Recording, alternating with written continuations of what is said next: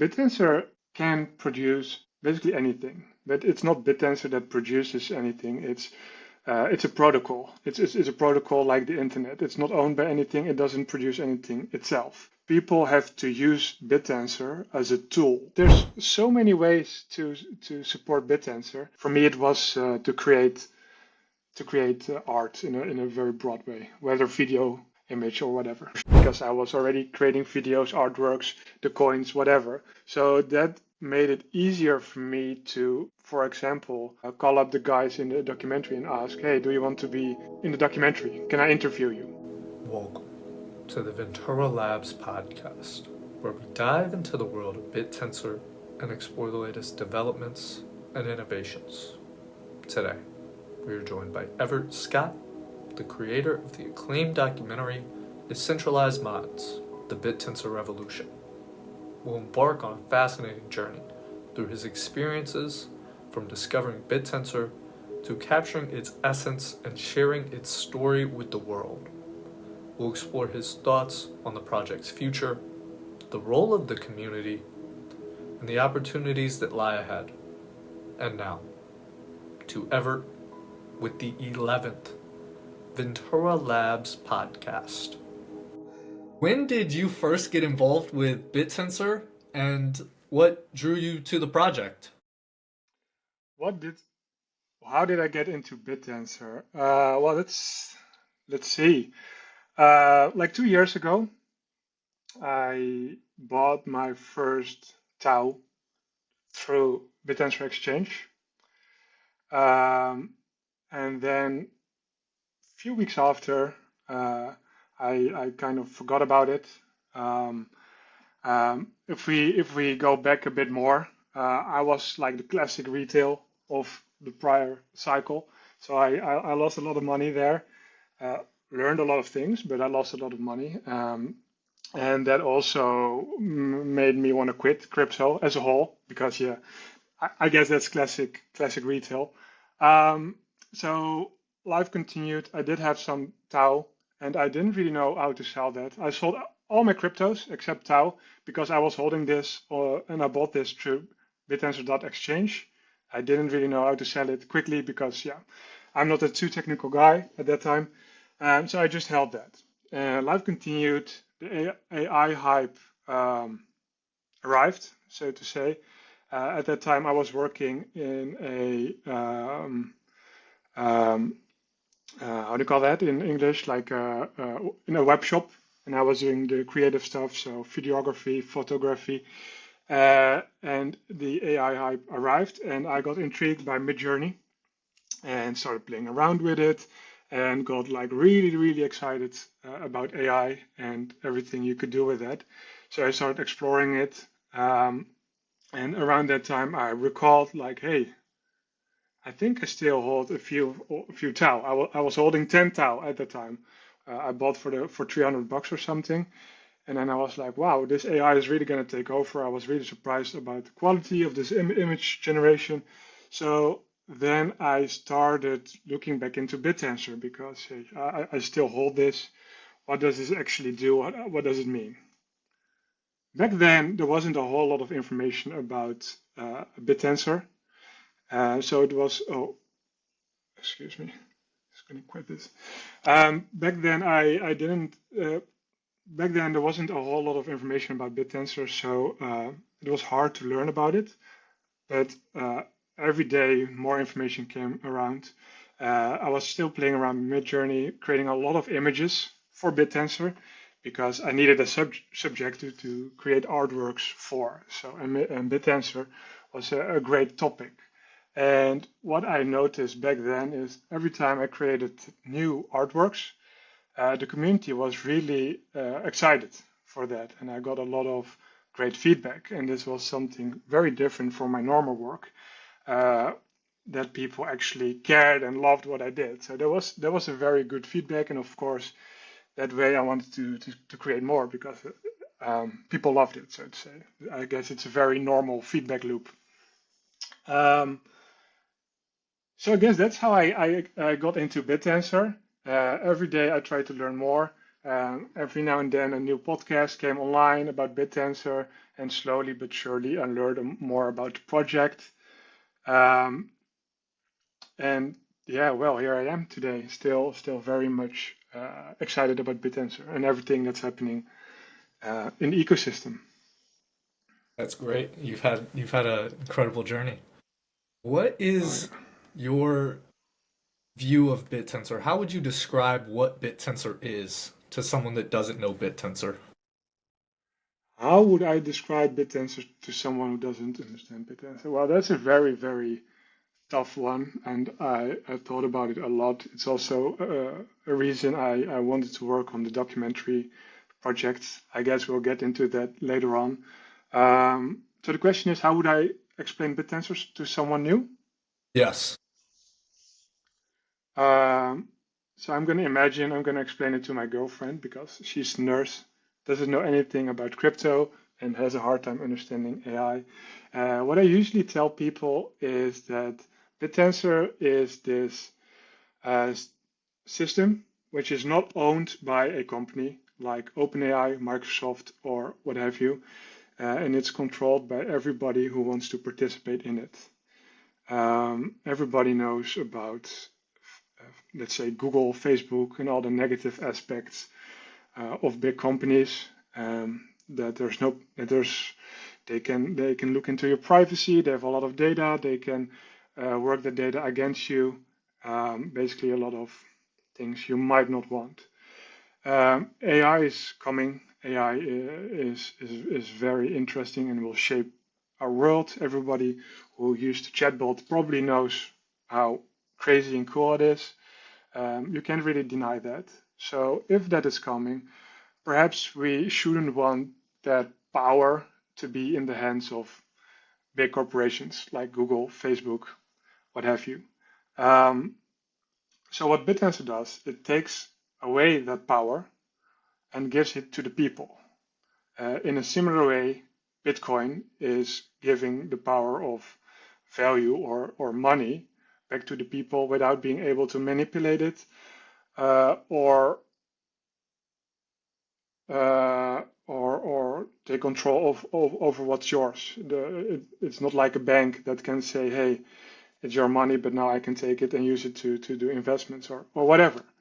Um, I guess I try to explain it in that way to keep it like really abstract, and hopefully people get a understanding about it. If I try to explain how it actually works, well, that's a completely different story.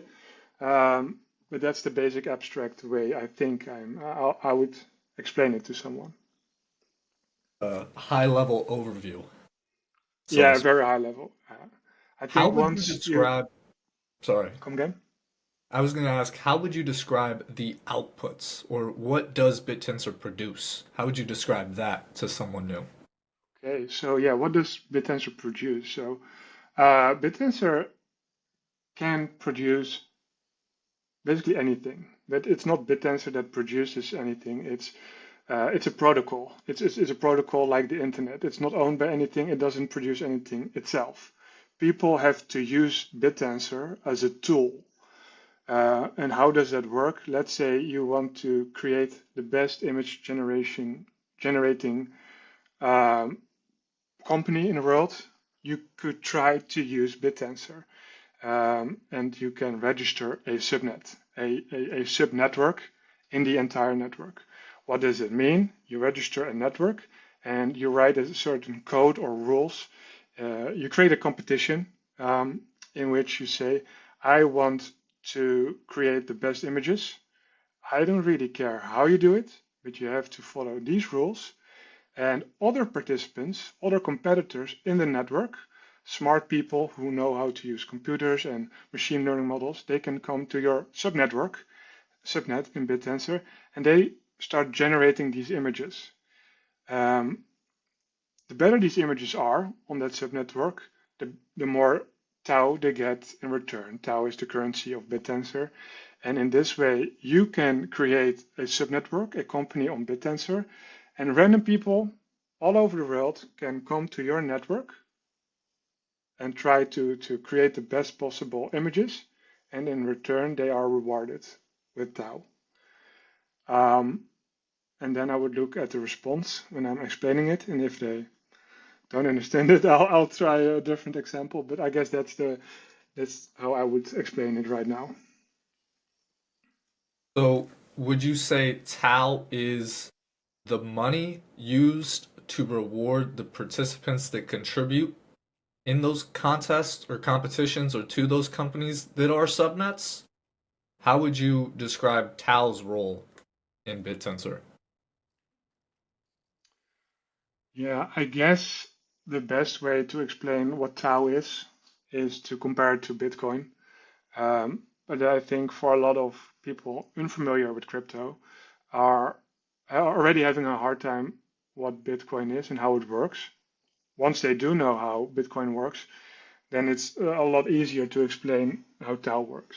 Um, so if they have an understanding about how Bitcoin works, you could use the example of you could mining meaning competing on a subnet, doing the work, trying to beat or achieve the best results with the way you deliver something for that subnetwork.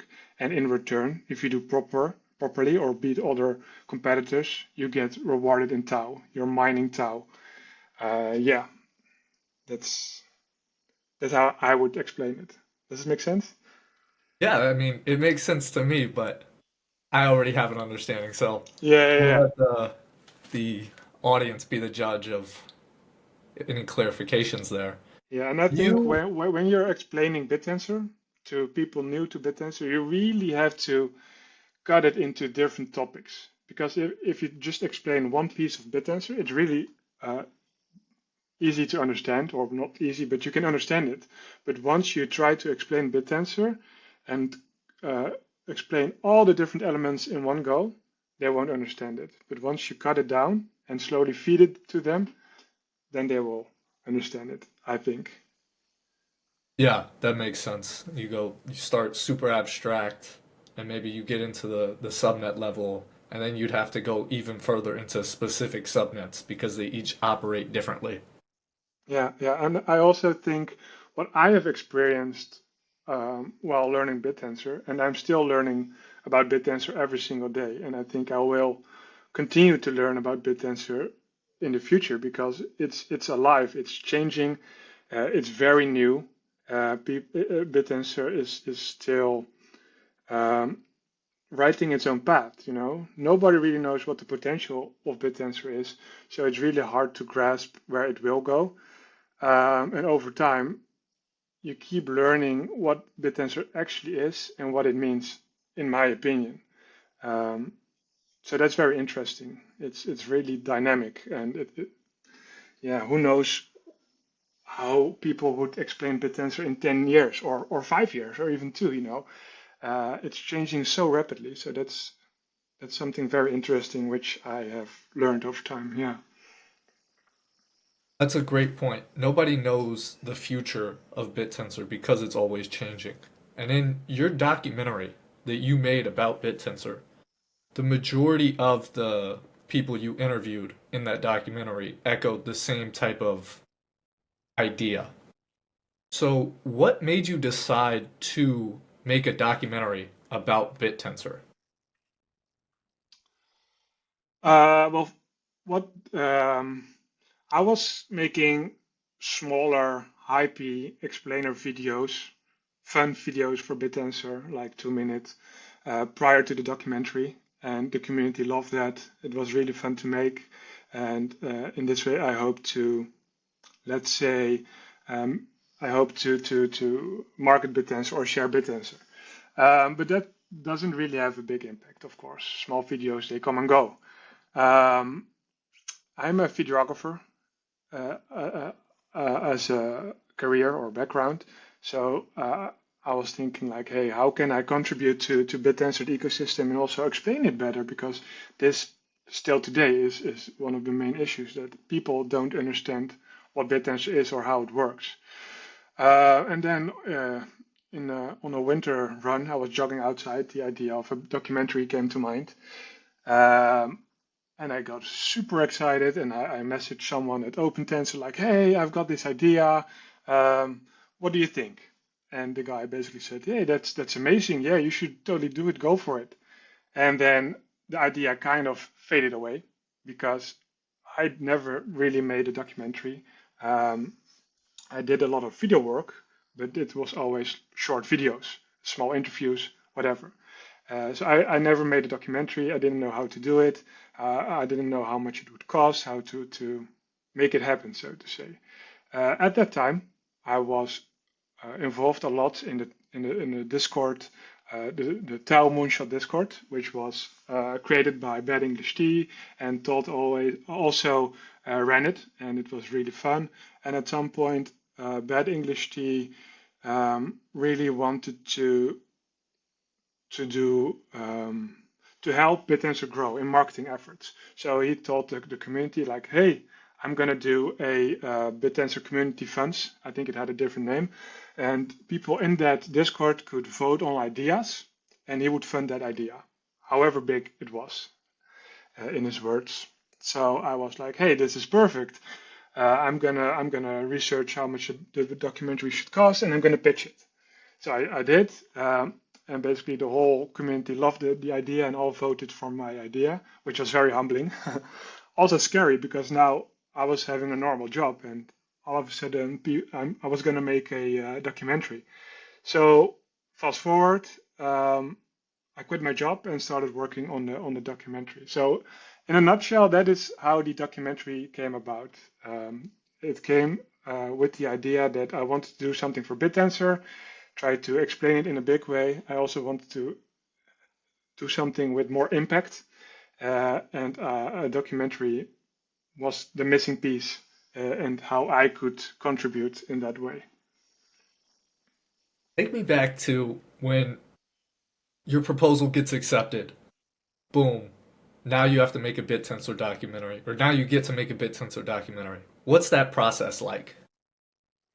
What's this process like? Well, I went to Corcel and typed in how to make a documentary.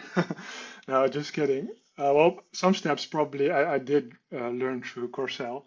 But what I did is I needed a script. I needed a narrative. So I started working on that, and I shared a lot of the process within the Discord, the TAO Moonshot Discord, also to get feedback like, hey, what do people think? Is this a good direction? So I started with the script and also planning how much it would cost, so I could pitch it to. This was already done, by the way. I quit my job and started planning.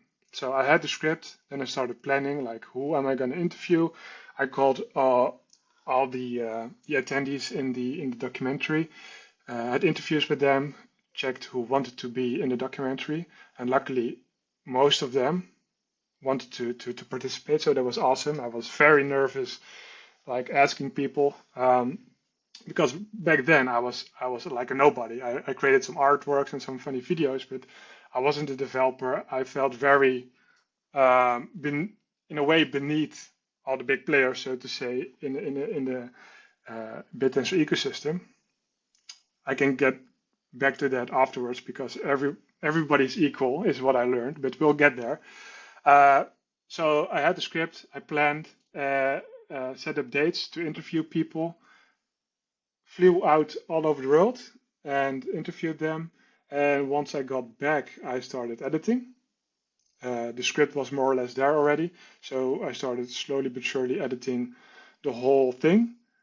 Asked a lot of feedback during the edit on drafts and stuff, and then started marketing the documentary like in a minor way, creating clips, sharing a teaser, and then at some day it was revealed. Yeah, that's basically the process. Yeah, and Yeah. the documentary was a hit. Got well over 250,000 views, viewed from all over the world. When you made the Yeah. documentary, you traveled to see all these people. You went to nine To different most, countries? I traveled. I interviewed myself most of them, and some I had interviews done. Yeah. So, when you traveled to meet these people, what was that like? How'd that go? Yeah. So I I had one, like, let's say, interview tour. So I flew to Austin, then San Francisco, then to South America to interview Jake, then to Portugal, and then back home to Amsterdam. So that was my interview tour. Um, and the question is, how was that? Well, of course, I was a bit nervous. This work was quite new for me, but then I pulled up at Manifold Labs. I meet those guys. Um, and what I learned during those interviews is everybody I interviewed is just super excited to be to help, but are also very nice people themselves, and they are, so to say, they are normal people like you and me. You when you look at someone and you've never met them and they are a big player in the ecosystem, I was quite scared. But those people are equally scared to do their story. Not all of them, but some people are also nervous to do their story. So you really learn like, hey, those people are also just people like you and me, and uh, and they were all very nice people. So and very intelligent and fun. So that's a big lesson I learned. Like they're just regular people like you and me. You might not want to answer this one, but do you have a favorite? Do I have a favorite? Uh, Well, I think all of them had unique traits which are very cool. Some are extremely funny, and some are very wise. Yeah, I'm not gonna pick favorites. They're all equally amazing. What were the commonalities you noticed between everybody? Any similar traits or personalities? Oh, that's a good question. Everybody was, like I said, very friendly, very open. Uh, Maybe that's also because I was the one who held the content, and in that way I had the power on how I would position them in the documentary, but I don't think that mattered too much. Yeah, everybody was very open and friendly, and common traits. Phew, it's a hard one. Relaxed. I don't know. Um, yeah. That's good. Nobody's stressed Well, out. even there's a few stories. For example, when I was interviewing Ala, this was around March, and at that time there was a chain a chain pause. Something happened to the chain, and had to be paused, unfortunately. Ala had been working for 2 days straight on solving the issue. He hadn't slept, but he still pulled up to do the interview. So yeah, that says something about those people. Like he said, like I said, I would be there, so I am here now, and that was very cool. Even though he must have been very tired, I think nobody even noticed on camera that he was tired. But yeah, that's just such a great act to do, in my opinion. And yeah, So they're stand-up guys, is what you're saying. yeah, How yeah, for did sure. how did your life change from pre-documentary to post-documentary? Were there any changes in your life? Any differences? How did my life change? Um, well, first of all, I learned a lot about how to make a documentary. Um, so that was a fun learning curve. Uh, I learned, like I said, if you want to do something, make it loud, and you might be able to achieve it. Ask for feedback. I asked a lot of feedback and help, and people wanted to help me. Think big and try to go after it. If your idea is big enough and people like it, they will support you. And throw yourself into the deep, and you can do it. Um, yeah, I guess maybe that. Yeah. Did you notice any, like, how your perception of you in the community, how you were viewed? Was there any Did you feel any change in that regard?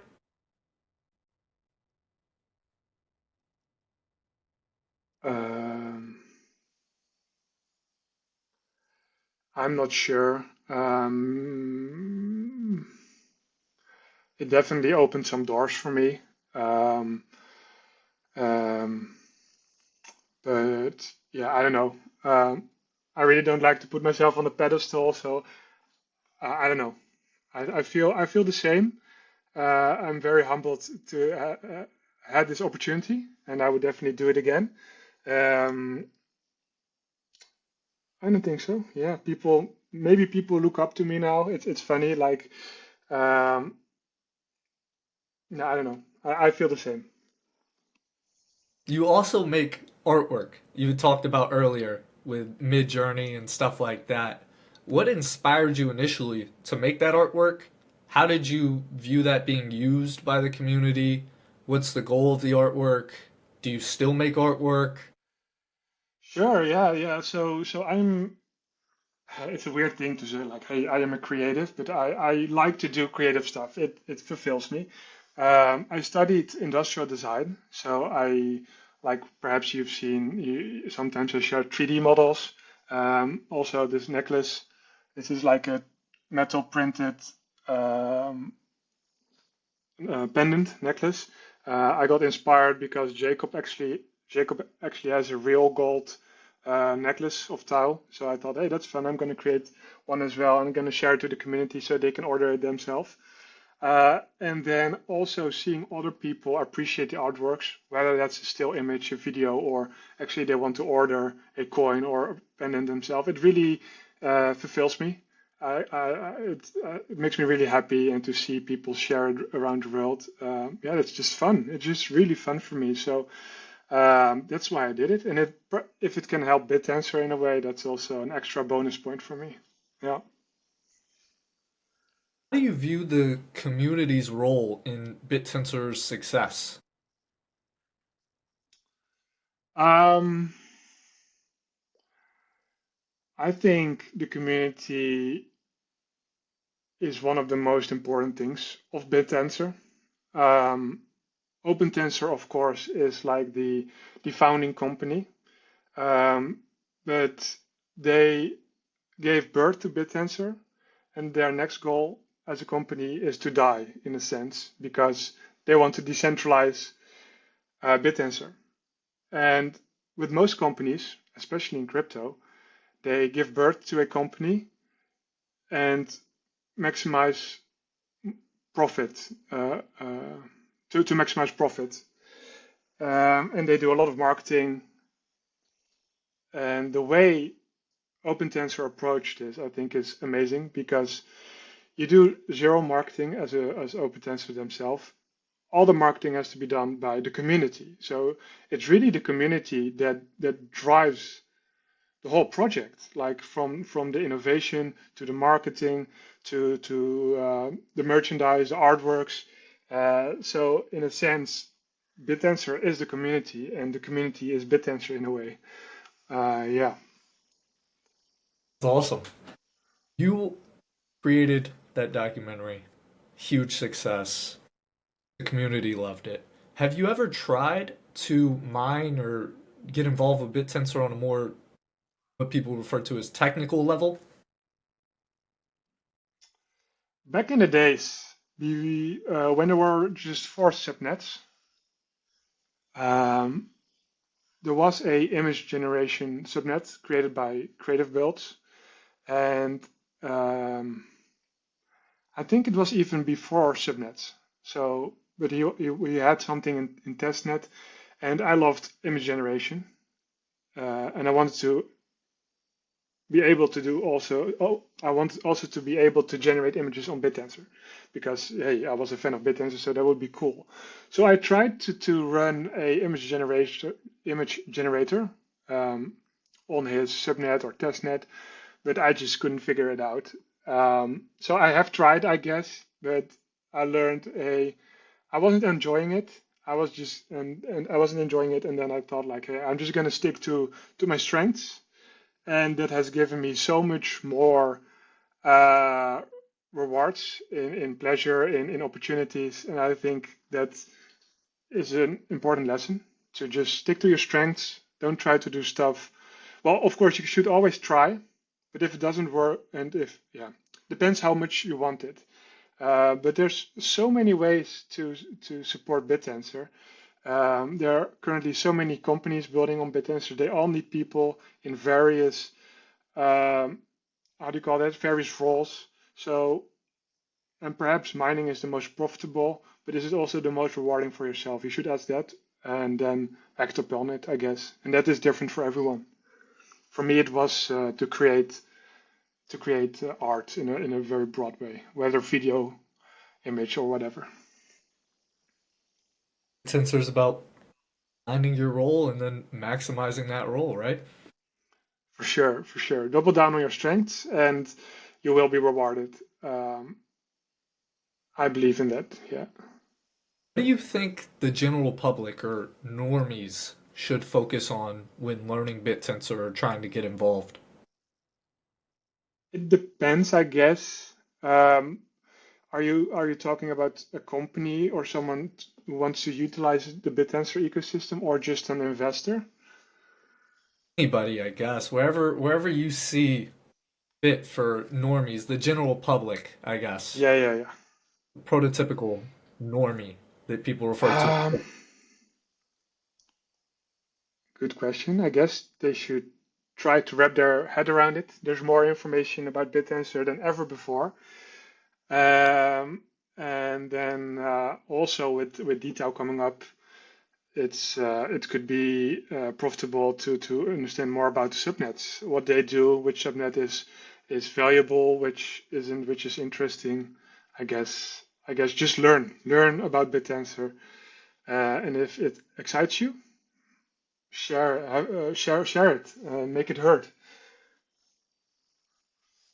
You mentioned dTAO. What are your thoughts on dTAO?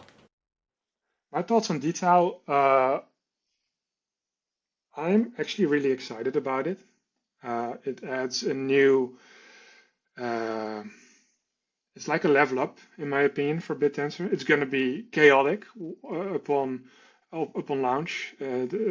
People are going to lose money. People are going to make money. Uh, People who are conservative might be the smart ones. Just first look at what's happening and then slowly entering, if you want to, into the detail ecosystem. But I think it's very good for Bittensor and the future of the product. I think 2 years from now, once it launched, uh, it's a no-brainer, and people are going to understand it why it came. Yeah. 2 years from now, you think it will be obvious in hindsight for why dTAO happened. What is I think your so. Yeah. ultimate vision for BitTensor in the future? That 10 years, 50 years, 100 years out, that type of long-term vision. What do you think is the ultimate That's place hard to BitTensor say can get to? because 10 years in Bittensor years, that's insane. Like if you see how much innovation there is, like every week, every month, it's crazy. So let's say in 5 years, even 2 years. Let's say in 2 years, I would really hope that big companies see the potential of Bittensor. It has established itself as a tool to create and innovate, and help your company, and is way more efficient than the traditional um, ways of creating AI or innovating, attracting compute. Um, so I hope in 2 years it's starting to become a common tool for the general business. But then again, it's a good question. How is the world going to look like in 2 years or 5 years? Um, Hard to say. Yeah. What do you think? Do you think BitTensor will be around 100 years from now? 100 years? I don't know. Will the human race be around? That's, I think, a better question. Well, answer that one then. Do you think the human race will be around in 100 years? Let's be positive. I hope so. I hope we haven't destroyed ourselves. I also hope we don't just lay in some capsules and we're living a different reality. I don't hope it goes that way. Could be, yeah, but I think we'll be fine. Yeah. That's good. Way to have a positive outlook. We'll be fine as a human race. Hmm. To look back on your journey, reflecting upon your journey, what has been the most rewarding aspect for you so far of your contributions to Bittensor?